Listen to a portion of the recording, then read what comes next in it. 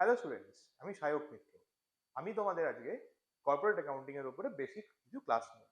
তো প্রথমে আমরা দেখবো যে কর্পোরেট অ্যাকাউন্টিং এর একদম বেসিক বিষয়, সেটা হলো যে একটি কোম্পানি কর্পোরেট অ্যাকাউন্টিং এর অ্যাকাউন্টিং প্রসেস কিভাবে হয়, এবং সেটা বোঝার আগে কোম্পানির অ্যাকাউন্টিং প্রসেসের বেসিক কিছু জিনিস সম্পর্কে আমরা দেখব। তো কোম্পানি বলতে কি বুঝি? ঠিক আছে, কোম্পানি বলতে আমরা বুঝি এটা একটা artificial judicial person, artificial person, not judicial, artificial person. So it means যদি কোনো ব্যক্তি, যেমন একটা ইন্ডিভিজুয়াল, একজন হিউম্যান বিং এরকম, সেরকম ভাবে কোম্পানিকেও একটি আইনগত এন্টিটি হিসেবে আমরা দেখে থাকি। কোম্পানি একটি আইনগত এন্টিটি যার নিজস্ব ক্ষমতা আছে, যে সে কোনো রকমের কোনো বিজনেস এবং কোনো রকমের কোনো অ্যাক্টিভিটিজের সাথে যুক্ত হতে পারে ইন্ডিপেন্ডেন্টলি, এবং তার পারপিচুয়াল সাকসেশন, অর্থাৎ তার একটি সর্বৈব থেকে যাওয়ার ক্ষমতা, এবং সর্বৈব ভাবে কোনো পার্টিকুলার একজন মেম্বার, তিনি যদি এই কোম্পানি অ্যাসোসিয়েশন তৈরি করার পর ছেড়ে চলে যান, তাহলে বা তারপরেও এই কোম্পানিটি কিন্তু সাকসেশন করবে। অর্থাৎ তিনটে পয়েন্ট আমাদের মাথায় রাখতে হবে। কোম্পানি একটি আর্টিফিশিয়াল জুডিশিয়াল পার্সন, যার কি ক্ষমতা রয়েছে।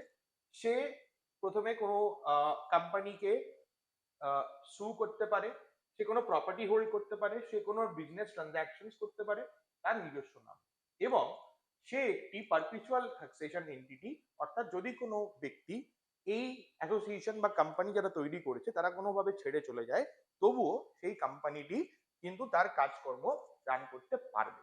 এটা কিছুটা পার্থক্য বা ডিফারেন্ট ফ্রম দি পার্টনারশিপ এবং soul প্রপ্রাইটারশিপ constitution, right?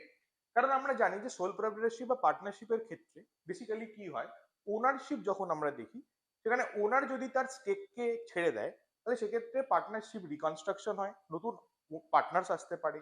Soul প্রপ্রাইটারশিপ business যদি ওনার ছেড়ে দেয়, তাহলে হয়তো বিজনেস বন্ধ হয়ে যেতে পারে।